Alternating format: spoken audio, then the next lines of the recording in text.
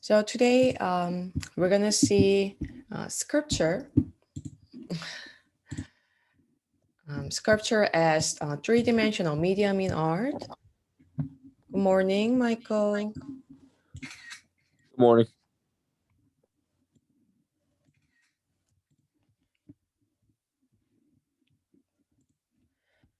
So this is Michelangelo. Um, so Michelangelo, he is one of the master of the Renaissance, and he is generally regarded as one of the finest sculptors in the Western tradition, and some would say greatest. So he is a Renaissance sculptor, architect, and painter, and he's a rival of Leonardo da Vinci. So this is his, sculpture, David statue.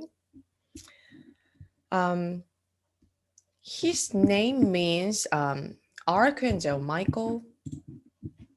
So he began serious work as an artist at the age of 13, and he did not stop until death claims him 76 years later, and his equal may never be seen again.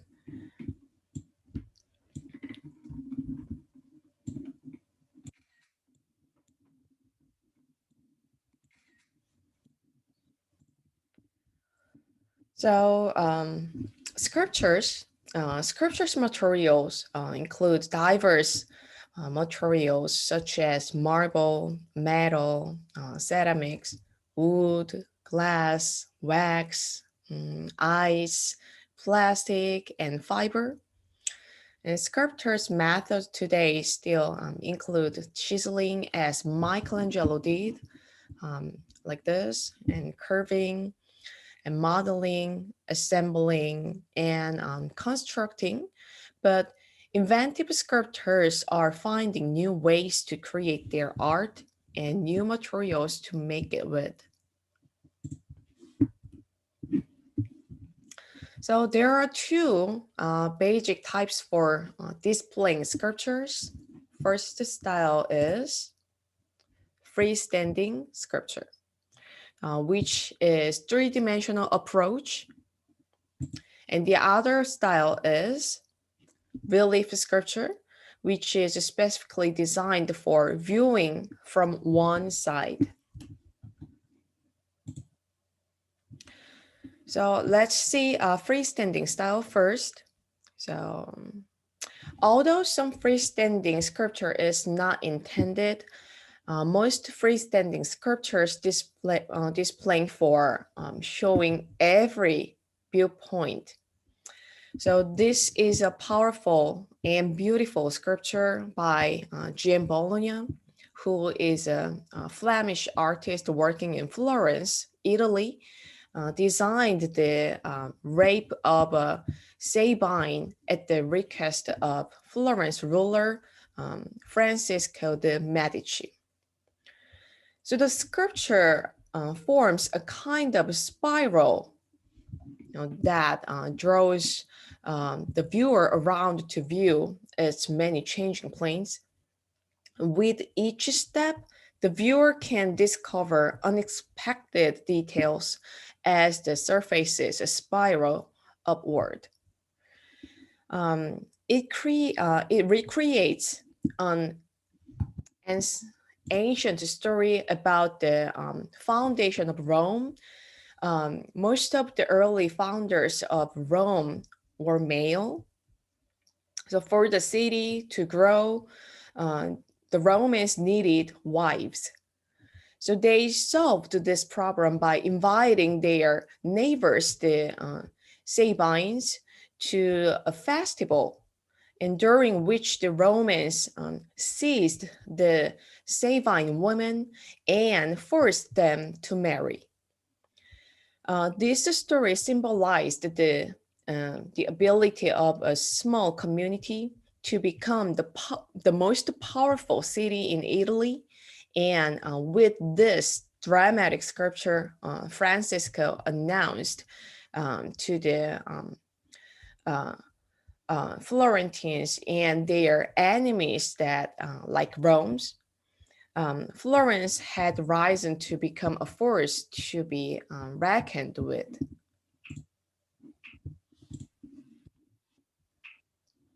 So now let's see relief type of sculpture. All right, Mike.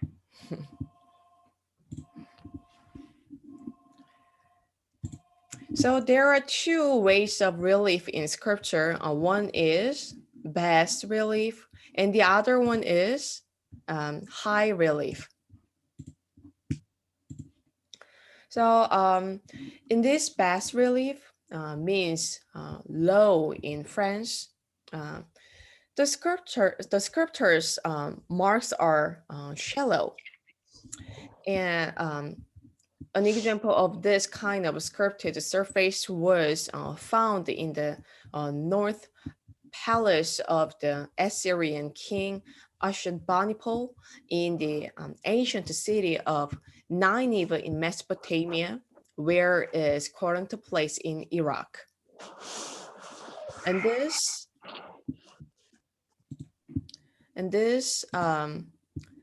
in high relief sculpture, the British sculptor Susan Durant chose to incise the surface more deeply for the figures closer to the view. So sculpture methods are either subtractive or additive. In the subtractive processes, a sculptor uses a tool to curve, drill, chisel, chip, whittle, or saw away unwanted material. And in the additive processes of modeling, casting, constructing, sculptors add material to make the final artwork. So we are going to see a few of these sculptural methods now. So what is this? This is a so popular sculpture.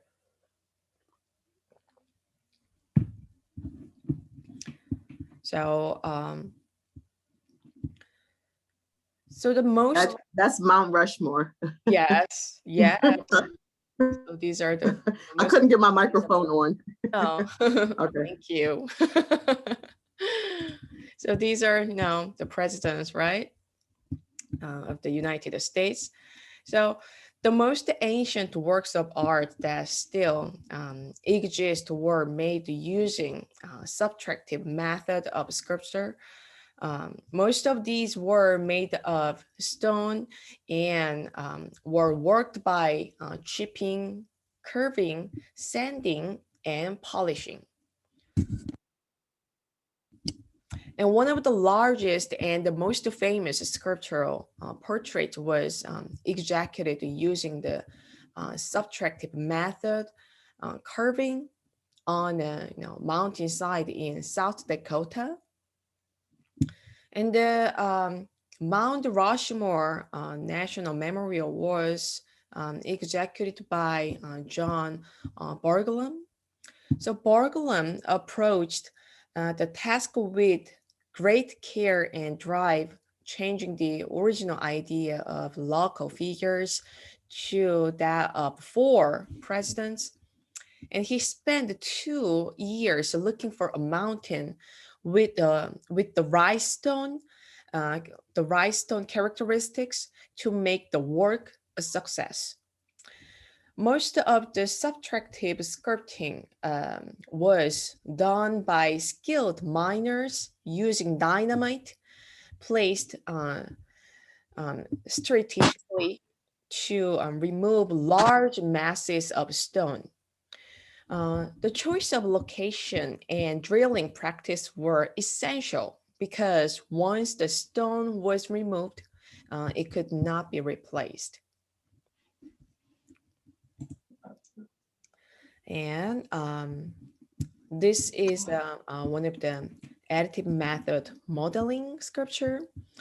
So modeling in clay and wax is an additive process. The artist builds up the work by adding material, and clay and wax are pliable enough for sculptors to model them with their hands. Large sculptures, such as this ancient coffin sculpture, are built from multiple pieces fired individually. So we can see here assemblage line in the middle of the sculpture. So four separate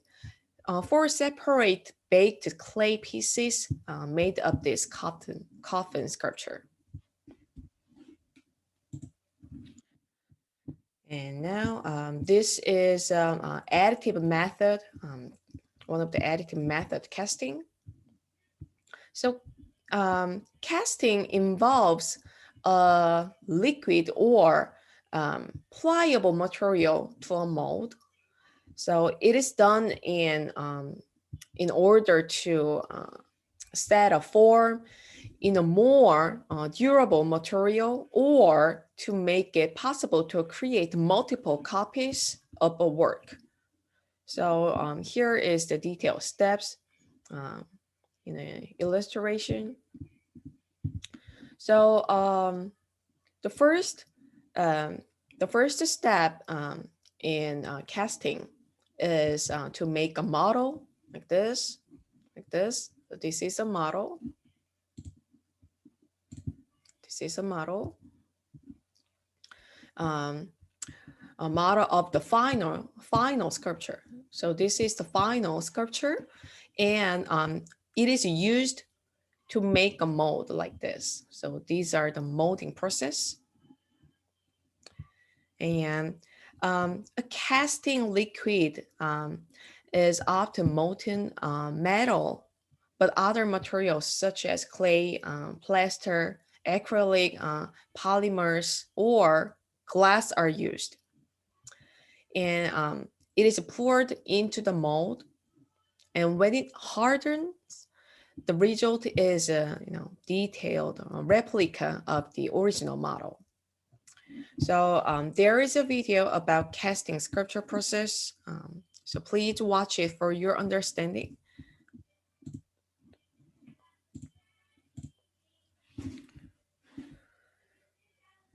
So we just saw the traditional sculpture styles. And now we're gonna see the innovative sculpture styles in modern. So and in modern, there are diverse types of sculpture we can see, such as artworks, construction, assemblage, ready-made, kinetic and light sculpture, and installation. So let's see each of the innovative sculpture type. So this is artwork.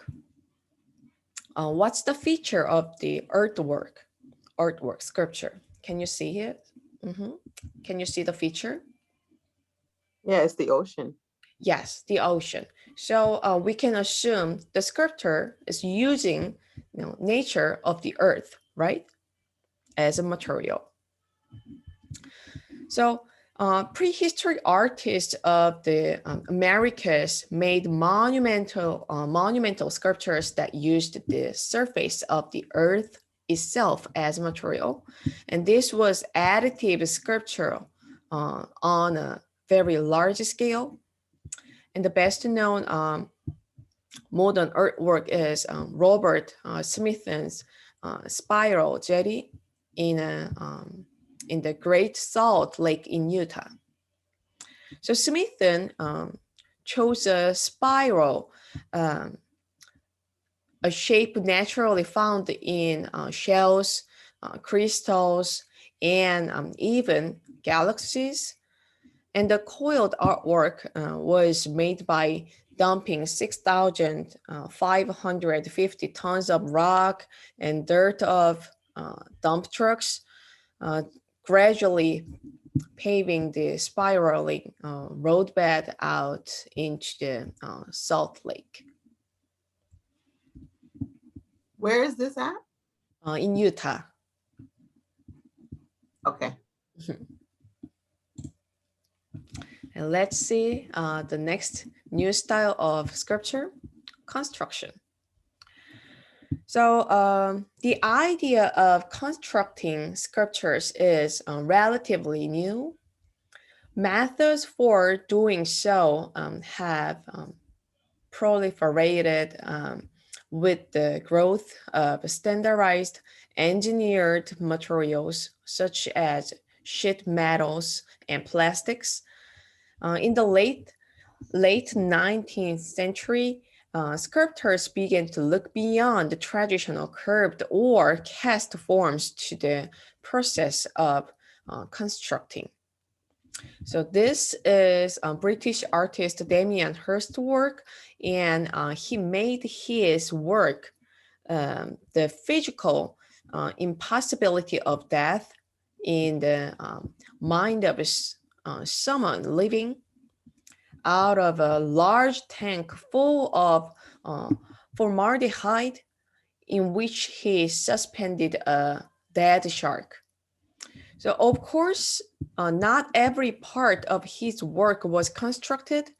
Hearst had the shark caught by fishermen, and the entire work resembled a dissection specimen in a biology class. So Hearst is known for creating his sculptures from unusual objects that contrast life and death.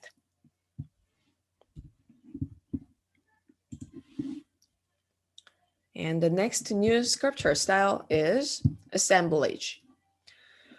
The practice of gathering objects and fabricating them into a work of art is called assemblage. The gathered objects, sometimes called found objects, are repurposed so that they support the visual ideas and compositions of the artist.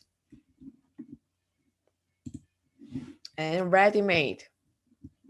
We saw this now in the midterm, the very first question. So in the early 20th century, few artists began to create works using as raw materials artifacts that already existed. And sometimes they simply decided that found objects were works of art. So this is Pablo Picasso's work. Can you guess what's the material? So Looks like bronze. Bronze, yes. So can you guess where he took it? It looks like a bicycle seat. That's right. This is a bicycle seat, and what it is? What is it? Those are the handlebars. That's right. So with the bicycles, the handlebar, and the bicycle seat, he recreates both head. So we saw the same work style with the Marcel Duchamp's fountain, the male's urinal work. And the next innovative sculpture style is kinetic and light sculpture. What's the meaning of the kinetic art again, everyone? It's moving. Very nice.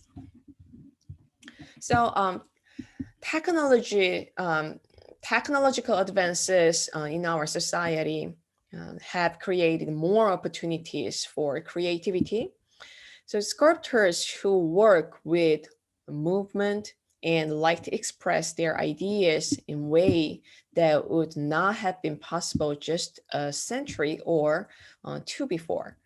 So these moving and lighted sculptural works, similarly to those of the constructivist, relying on mechanical engineering as well as the creative input of the artist.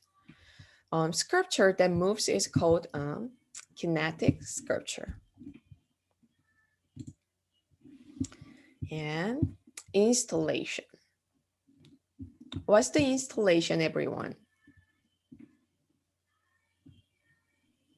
Those tree branches? Mm-hmm. It looks like a tree branches, with the tons of lines and decoration. And what's the feature of the installation work?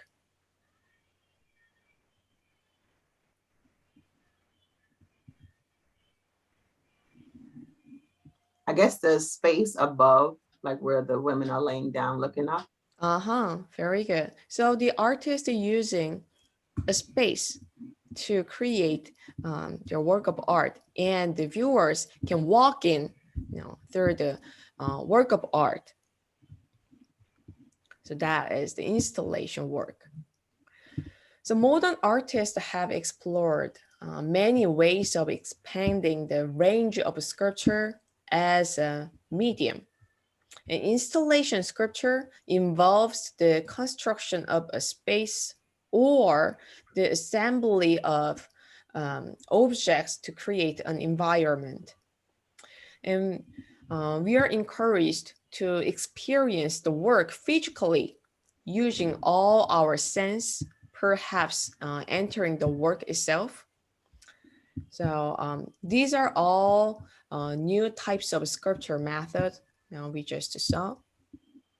So now we recognize there are lots of sculptures in diverse ways around us. So I hope you understand the flow of the sculpture in art through this chapter. And we have a discussion today related to this chapter, which is super simple. So this is today's topic.